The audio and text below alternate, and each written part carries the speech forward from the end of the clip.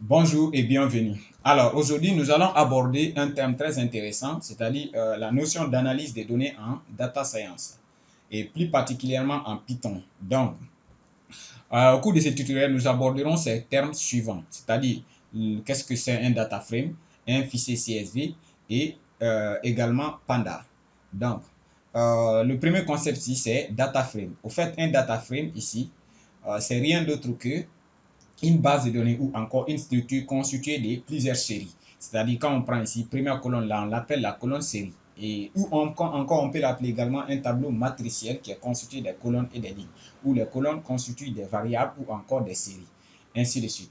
Et après, au niveau d'un data frame, quels sont les éléments caractéristiques?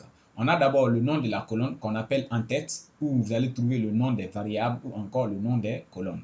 Ensuite, on a maintenant, pour chaque colonne, on a plusieurs lignes. Et chaque ligne aussi est identifiée, ce qu'on appelle une population en termes de statistiques, ou on peut l'appeler aussi observation en termes de data science pure.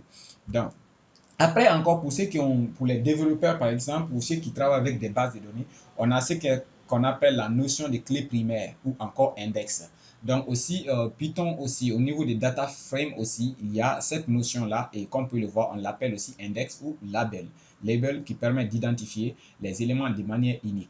Maintenant, pour identifier un élément, c'est-à-dire une cellule, puisque pour identifier une cellule ici, on peut l'identifier en faisant référence, c'est-à-dire en faisant l'intersection maintenant d'une ligne et d'une colonne. Et automatiquement, par exemple, quand on prend 21 ici, c'est l'intersection 1, 2, 3, 4 de la quatrième colonne et de la quatrième ligne ici. Ainsi de suite. Après avoir compris ça, on va revenir maintenant dans le projet. On va voir encore c'est quoi un fichier CSV. Un fichier CSV, c'est un fichier informatique de type tabulaire. C'est-à-dire, quand on dit des fiches de type tabulaire, c'est-à-dire c'est comme un fichier Excel. Donc, le fonctionnement est la même, sauf que ici, à la différence, lui, les données sont séparées par la virgule. C'est pourquoi, c'est d'où son nom CSV, pour dire comment, en anglais, separated value. C'est-à-dire, les valeurs sont séparées par la virgule. Par exemple, si je vous montre un exemple de fichier CSV que nous allons analyser au cours de ce tutoriel ici.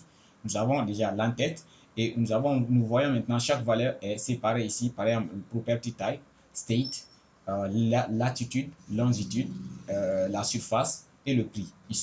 Ces valeurs sont toutes séparées par la virgule.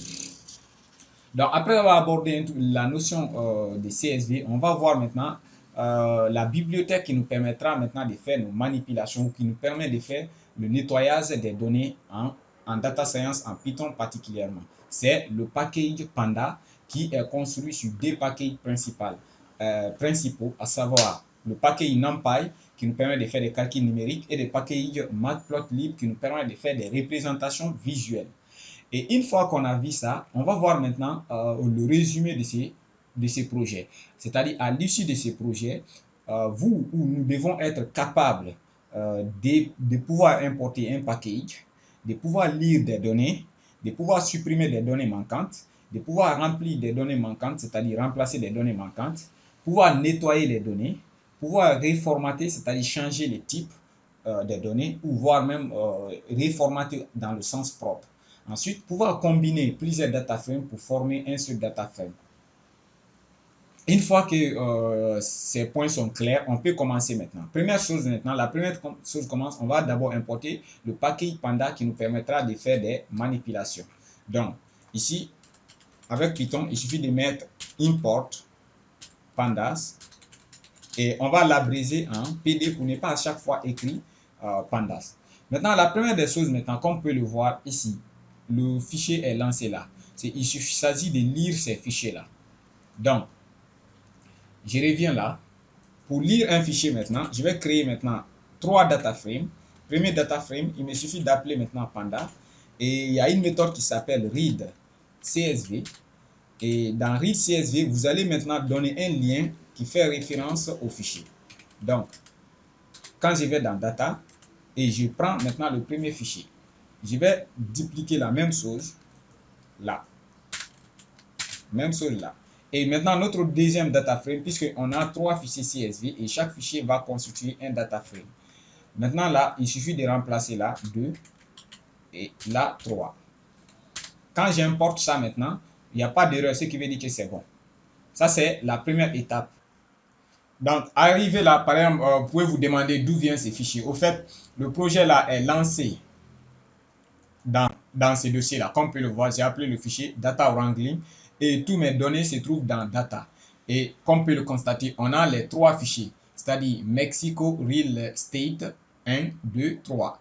Ce sont ces 3 fichiers CSV que j'ai chargé là tout simplement en faisant référence à point, c'est-à-dire pour dire dossier courant. Ensuite, j'ai chargé ces 3 fichiers. Donc, pour ne pas trop allonger la vidéo, je vais essayer de m'arrêter là et le cours prochain, on va voir maintenant quelques méthodes nous permettant d'explorer la structure des data frames. Merci pour votre attention et on se reprend au tutoriel prochain.